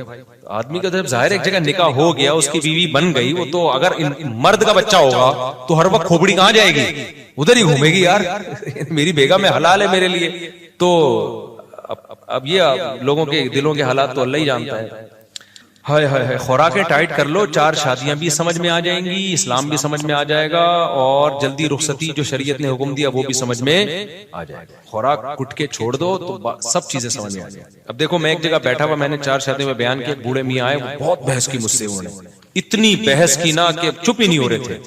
تو ایک اور بوڑھے آئے, انہوں نے کہا بھائی دیکھو اب یہ بوڑھے ہو گئے مفتی صاحب, اب ان کی سمجھ میں نہیں آئے گا, یہ جوان کی سمجھ میں آئے گا. اس لیے بہت سے بوڑھے تو مجھ سے ملتے ہیں, کہتے ہیں مفتی صاحب کاش آپ 20 سال پہلے ہمیں مل جاتے, بہت لیٹ ملے ہو آپ. لیکن بہت سے بوڑھے دیکھنے میں بوڑھے لگتے ہیں, حقیقت میں بوڑھے نہیں ہوتے. میں نے واقعہ سنایا تھا نا اپنے استاد شیخ کا, شیخ کے اس والد کا, 80 سال میں انہوں نے نکاح کیا, اولاد بھی ہوئی. تو ان کے ریلیٹیو مجھے ملے مفتی, انہوں نے کہا مفتی صاحب 80 سال میں نہیں 90 سال میں نکاح ہوا تھا. تو کریکشن کر لیں, 80 میں نہیں بلکہ ان کا نکاح 90 سال کی عمر میں ہوا تھا, اور ان کے الحمدللہ اولاد بھی ہوئی ہے. تو خوراک اور یہ جو اپنی باڈی کا جو جسم کی مینٹیننس کا بڑا خیال کرتے ہیں نا, صحت کو مینٹین رکھتے ہیں, بعض دفعہ 100 سال جیتے ہیں وہ لوگ. اور دوسری بات یہ جو میں نے مفتی عتیق الرحمان شہید رحمۃ اللہ علیہ کا واقعہ سنایا تھا, آج عصر کے بعد ان کے بیٹے سے میری ملاقات ہوئی. میں نے ان کے والد کا واقعہ سنایا تھا نا, مفتی عتیق الرحمان شہید رحمۃ اللہ علیہ جو درس قرآن دیتے تھے, شہید ہو گئے تھے. تو 6 مہینے بعد ان کی قبر کھولی تو ان کی جسم بھی سلامت تھا, اور ان کے جسم سے خوشبو آ رہی تھی. کرامتوں کے واقعات میں نے بتایا تھا نا, کچھ واقعات ہم نے بھی دیکھے سنے بھی ہیں, کچھ دیکھے بھی ہیں. تو اور میں نے کہا ان کو ان کی جگہ سے شفٹ کیا جا رہا تھا. تو آج ان کے بیٹے سے کئی سالوں کے بعد میری ملاقات ہوئی. انہوں نے کہا وہ سب آپ نے بیان جو سنایا ہے نا وہ واقعہ ایسے نہیں ہے, آپ کو تھوڑی بھول ہوئی ہے. شفٹ نہیں کر رہے تھے ہم قبر, بلکہ سیلاب کی وجہ سے قبر کھل گئی تھی, تو جو ان کی جو قبر کی سلیبیں وہ ٹوٹ گئی تھی, تو قبر ریپیئر کر رہے تھے. تو ایک کریکشن تو یہ کر لیں کہ وہ میت کو وہاں سے ٹرانسفر نہیں کر رہے تھے بلکہ قبر کو ریپیئر کر رہے تھے. دوسری بات انہوں نے کہا 6 مہینے بعد ہم نے قبر نہیں کھولی تھی, 13 مہینے کے بعد ہم نے قبر کھولی تھی. تو باڈی بھی بالکل سلامت تھی, اور خون سے خوشبو آ رہی تھی, اور بھائی کے جسم پہ جو تھوڑا سا خون لگ گیا نا ان کا میت کو سیٹ کرنے میں, وہ پھر 4-5 دن تک ہاتھ دھونے کے بعد بھی خوشبو آتی رہی ہے. اور اس کا تو میں بھی گواہ ہوں شہیدوں کے خون کی خوشبو کا. میں نے ایک شہید کی میت کو صرف یوں ٹچ کیا تھا یہاں پیشانی پہ, تو میرے ہاتھ سے بہت دیر تک بہت اچھی خوشبو آتی رہی ہے. اور وہ شہید کی جو روئی رکھی ہوئی تھی نا چاروں طرف, وہ روئی میں گھر لے کر آ گیا تھا 1 ہفتے تک, حالانکہ اس پہ خون کا نشان بھی نہیں تھا. 1 ہفتے تک اس روئی سے خوشبو آتی رہی ہے. وہ خوشبو نہیں تھی جو آپ عطر میں لگاتے ہیں, کیونکہ میں نے شہیدوں کے خون کی خوشبو سونگی بھی ہے, وہ سب کی سیم ہوتی ہے, وہ ایک ہی جیسی ہوتی ہے. تو یہ کرامت ہے اللہ کی طرف سے. انہوں نے بتایا کہ وہ 13 جو ہے نا 13 مہینوں تک تھا, آپ نے 6 مہینے کہہ کے یہ غلط. تو کہتے ہیں پھر ہمارا یہ ارادہ ہوا تھا کہ ہم میڈیا کی ٹیم کو بلائیں, لوگوں نے ہمیں کہا کہ بلاؤ, ان کی ویڈیو بناؤ اور دیکھو. تو کہتے ہیں پھر ہم نے کہا یہ نہیں, ہم نہیں یہ کام کریں گے, بس جو ایک اللہ کا معاملہ تھا ہو گیا یہ, ٹھیک ہے نا. تو یہ کریکشن کر لیں کہ وہ جو 80 سال کے بزرگ تھے نا, جنہوں نے شادی کی تھی, دوسری شادی کی تھی اور ان کی اولاد ہوئی تھی, تو وہ 80 کے نہیں تھے, وہ کتنے کے تھے, 90 کے تھے. میرے نانا کا انتقال بہت لمبا سوال ہے بھائی, اتنے میں ہم لوگ کا انتقال ہو جائے گا پورا سوال پڑھتے پڑھتے. نانا کا انتقال تو ہو گیا, اب ہمارا کیوں انتقال کرو, اتنے لمبے سوال دارالفتہ میں جمع کرا دیا کرو, اتنا لمبا سوال ہے. مفتی صاحب ابرار کے لیے دعا کریں, دل سے دعا ہے جی اللہ ابرار کو ابرار بنا دے. ابرار بر کی جمع ہے, بر نیک آدمی کو کہتے ہیں. مفتی صاحب کراچی اجتماع سے پہلے خدمت کی فضیلت, بھائی خدمت تو تواضع پیدا ہوتی ہے, جتنا آپ کسی کام میں حصہ ڈالیں گے تو آپ کے لیے صدقہ جاریہ بنے گا. میری بیوی اکثر مجھ سے لڑتی ہے مگر لال بیگ سے بہت ڈرتی ہے. جب بھی کچن میں لال بیگ آ جاتا ہے تو مجھے ہوٹل سے کھانا لانا پڑتا ہے. لال بیگ مجھ سے کہتا ہے کہ تجھ سے بہتر ہوں, کم از کم تیری بیوی مجھ سے ڈرتی تو ہے. تو جیب میں لال بیگ رکھ کے گھوما کرو پھر, تاکہ بیگم ڈرتی لا کر. ایک مشہور یوٹیوبر نے ہے, اس نے شغل لگانے کی, ابے یار یہ نہیں, لوگوں کے وہ مشہور یوٹیوبر کا اس نے لکھا ہے, اس نے یہ کیا ہے, تو میں بتاؤں گا تو سب سمجھ جائیں گے کس کی بات ہو رہی. شخصیتوں پہ نہیں نام لے کے رد کرنا چاہیے, یہ اصلاح کا قطعاً صحیح طریقہ نہیں ہے. جب آپ نے اصلاح کرنی ہے, آپ نے کسی بندے کا نام لے کے کہہ دیا کہ یہ یوٹیوب پہ آ کے یہ کر رہا ہے, تو اصلاح تھوڑی ہوگی, تو آپ نے بے عزتی کر دی اس کی سب کے سامنے. تو وہ تو میں ایک جنرلی ایک بات کرتا ہوں بھائی, بلاگ آپ بنائیں ضرور, میں تو کہہ رہا ہوں کہ یار یوٹیوب پہ چینل کو مونیٹائز کرو تاکہ باہر سے پیسہ آئے پاکستان میں ڈالر میں. دیکھو جو جن کے پاس یوٹیوب کی ارننگ آ رہی ہے نا, یہ فیس بک کی یا ٹک ٹاک پہ چھچور بنانا کرو, جائز چیزیں بھی ٹک ٹاک پہ آ سکتی ہیں, کام کی چیزیں ڈالو ٹک ٹاک پہ, مزاح بھی ڈال دو, کوئی مسئلہ نہیں ہے. لوگ ڈپریشن میں ہوتے ہیں. ابھی کل میں اتنا تھکا ہوا تھا نا سفر میں, کل میں نے ٹک ٹاک پہ مجھے کسی نے ویڈیو دکھائی, میری ساری تھکاوٹ دور ہو گئی, اتنا زور سے میں کہہ لگا کے ایسا. ایک مولوی صاحب تقریر کر رہے ہیں, اچھا اس کے پیچھے ایک مشہور ڈائلگ چل رہا ہے, وہ پروگرام تو اڑ گیا نا, وہ کیا ہے, اس سے پہلے الفاظ کیا ہے, پروگرام جاری رہا یا ختم کیا, پروگرام کدھر جاری رہا, پروگرام تو اڑ گیا. تو اس پہ ایک مولوی صاحب نا تقریر کر رہے اسٹیج پہ, ایسے ہاتھ ہلا کے, اتنے میں ایک بچہ آیا نا, وہ ہاتھ ہلایا تو بچے پہ لگا, بچہ بیچارہ اسٹیج سے نیچے گر, تو اس پہ کسی نے ڈائلگ چلایا کہ پروگرام جاری رہا یا ختم ہو گیا. پروگرام کدھر جاری رہا, پروگرام تو اڑ گیا. اور وہ جو اڑ گیا کا لفظ آیا, اس بچے کو جب چماٹ لگا, پروگرام تو اڑ گیا. واقعی یہ سارا پروگرام اڑ گیا. وہ ایسی ہنسی آئی ہے, میری ساری تھکاوٹ دور ہو گئی. تو میں نے کہا یار اس پہ کوئی مفید کام نہیں کیا, لیکن کم از کم ہنسا دیا ہمیں. ہم ٹینشن میں بیٹھے ہوئے تھے, تھکے ہوئے, تھوڑی سی تفریح مل گئی ذہن. لیکن یہ کام مت کرو یار, لیٹرین میں بیٹھے ہوئے اپنے آپ کو دکھا رہے ہو, میں صبح اٹھتا ہوں, میری بیوی جا رہی ہے, میری بیوی کے بچہ ہونے والا ہے, اپنی دلہنیں کیوں لا کے یوٹیوب پہ دکھا رہے ہو یار. تو اور ان سے لوگ احساس کمتری کا شکار بھی ہو رہے ہیں. وہ لوگ کہہ رہے ہیں اس کو اتنی خوبصورت مل گئی, ہمیں تو آڑی ترچھی ملی ہے. ابے وہ ابھی لگ رہی ہے نا یہ ڈینٹنگ پینٹنگ, وہ جب یوٹیوب میں آئی ہے تو پورا ڈینٹنگ پینٹنگ, پورا باقاعدہ ڈینٹنگ پینٹنگ کا کام ہوتا ہے, ایسے نہیں ہوتی. تو یہ طریقہ غلط ہے, اپنی بیویوں کو یوٹیوب پہ لے کر آنا, اپنی جوان بیٹیوں کو یوٹیوب پہ لے کر آنا, یہ پیسہ کمانے کا صحیح طریقہ نہیں ہے بھائی. اس کو غیر اخلاقی حرکت ہے. اس کو پھر گرل فرینڈ کو لے کر آ رہے ہیں, اس سے گرل فرینڈ کلچر کو لوگ پروموٹ کر رہے ہیں. گرل فرینڈ کو لانا تو آپ بتا رہے ہو کہ میں زانی ہوں, بدکار ہوں میں. آج کل گرل فرینڈ کا مطلب وہ نہیں ہوتا جو ونس اپون اے ٹائم ہوا کرتا ہے. گرل فرینڈ کا مطلب فزیکل ریلیشن بھی سمجھا یہ جاتا ہے. تو آپ کیوں اپنے بارے میں بتا رہے ہو میں بدکار ایک نمبر کا منہ کالا کرنے والا آدمی ہوں, میں بدکار آدمی ہوں, میں گدے گھوڑے والا کام کرتا ہوں, میں فیملی والا آدمی نہیں ہوں. میں پیغمبروں کی سنت کیا ہے, شادی کر کے عورت کے ساتھ رہنا, اور گدے گھوڑے شادی کر کے رہتے ہیں, فزیکل ریلیشن ہوتا ہے ان کا. تو کتے بلی گدے گھوڑا والا کام ہے یار. کوئی بھی جو اچھی لگی اس کو لے کے, گدھا بھی لفٹ کراتا ہے پہلے شروع میں.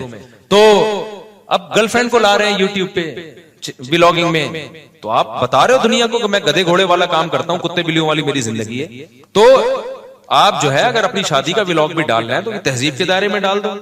بچے کے پیدا ہوتے ہوئے بھی دکھا رہے ہیں, اپنی بیوی کیوں دکھا رہے ہو, تمہارے بچہ پیدا ہو رہا ہے, تو کیا اس سے کیا مقصد ہے دنیا کو بتانا, اس سے کیا لوگوں کو فائدہ ہوگا, کیا ہوگا اس سے. تو عجیب سے حساب کتاب ہے. ولاگنگ کرو, کوئی گارڈننگ دکھاؤ, کوئی جاگنگ دکھا دو اپنی, دیکھو میں بھاگ رہا ہوں تم بھی بھاگا کرو, کچھ بھی کرو آپ, لیکن تفریح مل جائے لوگوں کو, لیکن ایسی تفریح جس سے دماغ فریش ہو. دیکھو تفریح تو اس سے بھی مل جائے گی, ناڑا باندھتے ہوئے دکھا دو اپنی ویڈیو, یہ کوئی عقل مندوں کو اس سے کوئی تفریح نہیں ملے گی. ناک میں انگلی گھماتے ہوئے دکھا دو اپنی تفریح, تو اس سے بھی آ جاتی ہے, لیکن کوئی بے وقوفوں کو ملے گی اس سے تفریح. اب وہ جو اس نے کیا ہے نا, وہ جو تھپڑ لگا دی, وہ جان کر تھوڑی کیا ہے. اگر یہ جان کر بنایا ہوتا پھر ہم تو اس پہ لعنتیں بھیج رہے ہوتے. ابے لوگوں کو ہنسانے کے لیے تو کیا, وہ تو بیچارے سے بیچارہ بھی نہیں کہنا چاہیے, تم ہاتھ پاؤں چلاتے ہوئے دیکھو تو صحیح کیا کر رہے, گھما رہا ہے. اور پروگرام تو اڑ گیا, مجھے بڑا اچھا لگا. تو پروگرام تو اڑ گیا بھائی, پروگرام جاری رہا, جاری نہیں, کہہ رہے پروگرام کدھر جاری رہا, پروگرام بڑھ گیا, بڑا مزہ آیا.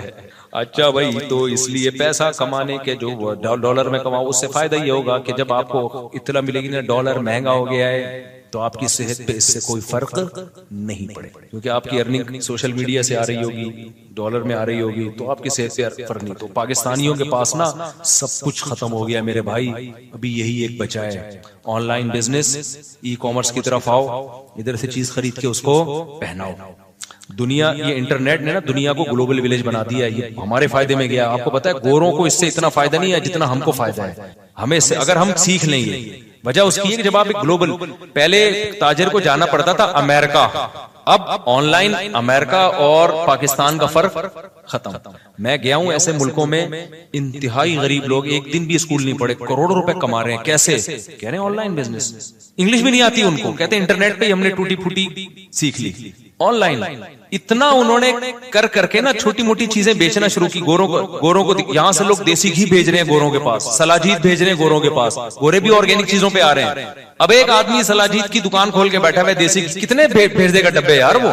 اگر آپ آن لائن बेचना शुरू कर दो, कस्टमरों की एक लाइन लगी होगी आपके पास, लेकिन सीखो तो सही ना। बैठा हुआ है सुबह उठ के प्लानिंग कर रहा हूं पैसा कमाने की, आ ही नहीं रहा।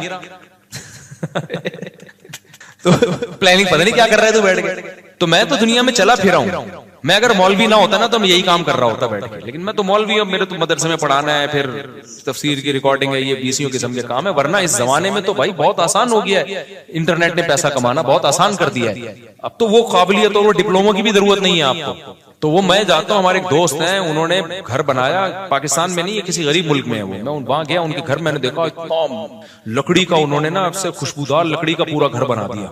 मैंने कहा हालांकि गुटखा खाते हैं, उनको मना भी कर रहा हूँ ये ना खाया करो। कह रहे हैं मैं रात को जागता हूँ इंटरनेट पे ना, क्योंकि मेरी गोरों से जो है चैटिंग हो रही होती है तो मुझे गुटखा खाना पड़ता है। मैंने उनको दूसरे तरीके बताया कि गुटखा आपको ले डूबेगा। खैर अब पान पे आ गए तो क्या कुछ भी नहीं है, धोती पहनते हैं और बनियान पहन के घूम रहे होते हैं, कोई देख ही नहीं सकता ये आदमी करोड़पति है। तो वो क्या है, गोरों से करते करते बिजनेस होते होते भाई अब तो शिप के जरिए उनका माल आ रहा है, शिप के जरिए माल जा रहा है। तो अब आपको वो जरूरत ही नहीं है वीजे लगवाने की और ये करने की। इंटरनेट की में जब आप घुस गए तो आपका पूरी दुनिया से राब्ता हो गया। तो बहुत अल्लाह ने पाकिस्तानियों, और मैं इसलिए इस पे इतना बोल रहा हूं, जो माहिरीन कहते हैं पाकिस्तानी जिस कस्म कुर्सी से गुजर रहा है ना, उसके पास अब इसके अलावा इस अजाब से निकलने का रास्ता है नहीं। इस अजाब से निकलने का इसके अलावा कोई रास्ता नहीं है। तो डॉलर में आप कमाएंगे, मुल्क को भी फायदा होगा, आपको भी फायदा होगा। तो मैं नहीं कह रहा कि आप अपनी दुकानें बंद कर दें, दूध की दुकानें बंद कर दें, घी की दुकानें बंद। भाई आप जैसे यहाँ एक आपकी फिजिकल दुकान है, तो इंटरनेट पर भी आप एक डिजिटल दुकान खोल लो ना। समझ में आ रही है बात कि नहीं आ रही है? आप एक डिजिटल दुकान खोल लो यार, कितना टाइम लगता है, लेकिन लोग आ ही नहीं रहे हैं, स्कूलों में ये चीजें पढ़ाई नहीं जा रही हैं। तो एक दुकान खोल लो आप, देखो क्या होता है आपके साथ। हमारे एक दोस्त थे, उन्होंने भी ऐसे किया, बर्तन बेचते थे, वो वही रोते ही रहते थे हर वक्त बैठ के। उन्होंने इंटरनेट पे बिजनेस शुरू किया, आज बर्तनों से इतना कमा लिया उन्होंने पैसा। तो पैसों की हवस पैदा ना करो, लेकिन जरूरत तो है ना, बहरहाल कब्रिस्तान भी जाओ और इंटरनेट पे भी बैठो, दोनों काम, ताकि एतदाल में रहो, हवस पैदा ना हो आपके अंदर, लेकिन जरूरत पूरी हो। मुल्क की जरूरत है ये, और मुल्क तरक्की करते हैं जब लोग तरक्की करते हैं। अब हुकूमतों पे एतमाद करना छोड़ दो। जिसने गवर्नमेंट पे, पाकिस्तान में गवर्नमेंट पे एतमाद किया कि कल हमारे मुल्क के हालात, हुकूमत ऐसी पॉलिसियां बनाएगी बहुत अच्छे हालात हो जाएंगे, आप कब्रिस्तान पहुंच जाओगे।